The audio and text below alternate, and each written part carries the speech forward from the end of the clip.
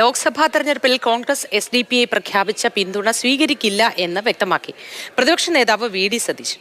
ഭൂരിപക്ഷ വർഗീയതയെയും ന്യൂനപക്ഷ വർഗീയതയും ഒരുപോലെ എതിർക്കുമെന്നും എസ്.ഡി.പി.ഐയുടെ പിന്തുണയും അങ്ങനെ തന്നെയാണ് കാണുന്നതെന്നും വി.ഡി. സതീശൻ തിരുവനന്തപുരത്ത് പറഞ്ഞു. ഞങ്ങൾ ഭൂരിപക്ഷ വർഗീയതയും ന്യൂനപക്ഷ വർഗീയതയും ഒരുപോലെ എതിർക്കും. അത്തരം സംഘടനകളുടെ പിന്തുണ ഞങ്ങൾ സ്വീകരിക്കില്ല. എസ്.ഡി.പി.ഐയുടെ പിന്തുണ ഈ പശ്ചാത്തലത്തിൽ തന്നെയാണ് അതിനോടുള്ള സമീപനവും എന്ന് പറഞ്ഞു.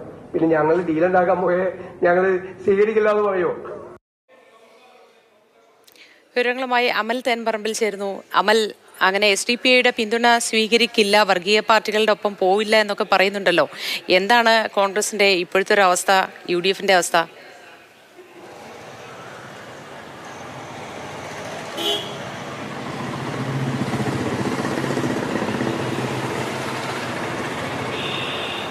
എസ്.ഡി.പി.ഐയുടെ പിന്തുണ സംബന്ധിച്ച വിഷയത്തിൽ വലിയ രാഷ്ട്രീയ ചർച്ചകളാണ് കേരളത്തിൽ നടക്കുന്നത്. ഈ ചർച്ച കേരളം കൊണ്ട് മാത്രം ഒതുങ്ങില്ല എന്നുള്ള ബോധ്യത്തിലാണ് ഇപ്പോൾ ഇത്തരത്തിലൊരു തീരുമാനത്തിലേക്ക് എത്തിയിരിക്കുന്നത്. ദേശീയ തലത്തിൽ തന്നെ എസ്.ഡി.പി.ഐ കോൺഗ്രസിന് പിന്തുണ പ്രഖ്യാപിച്ചു എന്നത് വലിയ തോതിൽ ചർച്ചയാക്കുന്നുണ്ട് ബി.ജെ.പി അടക്കം. എന്തായാലും 2 ദിവസത്തെ സമയമെടുത്തു ഈ വിഷയത്തിലൊരു തീരുമാനം ഉണ്ടാകാൻ. യു.ഡി.എഫ് ചർച്ച ചെയ്തെടുക്കേണ്ട ഒരു തീരുമാനമാണ്, അതിലാണ് അത് വൈകിയത് എന്നുള്ളതാണ് ഇപ്പോൾ പ്രതിപക്ഷ നേതാവ് വ്യക്തമാക്കുന്നത്.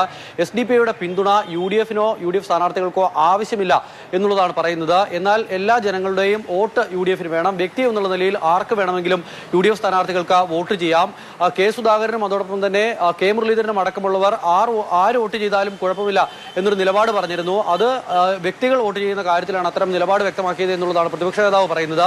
ആളുകളുടെ വോട്ടുകൾ യു.ഡി.എഫിന് ആര് ചെയ്താലും കുഴപ്പമില്ല. പക്ഷേ ഒരു സംഘടന എന്നുള്ള നിലയിൽ ഭൂരിപക്ഷ വർഗീയതയെയും ന്യൂനപക്ഷ വർഗീയതയും ഒരുപോലെ എതിർക്കും എന്നുള്ളതാണ് യു.ഡി.എഫിന്റെയും കോൺഗ്രസിന്റെയും നിലപാട്. അതിനാൽ തന്നെ അത്തരം സംഘടനകളുടെ പിന്തുണ ആവശ്യമില്ല എന്നുള്ളതാണ് ഇപ്പോൾ യു.ഡി.എഫ് വ്യക്തമാക്കുന്നത്. ഇതോടുകൂടി വിവാദം അവസാനിക്കും എന്നുള്ളതാണ് അവർ പ്രതീക്ഷിക്കുന്നത്. പക്ഷേ മുഖ്യമന്ത്രി അടക്കമുള്ള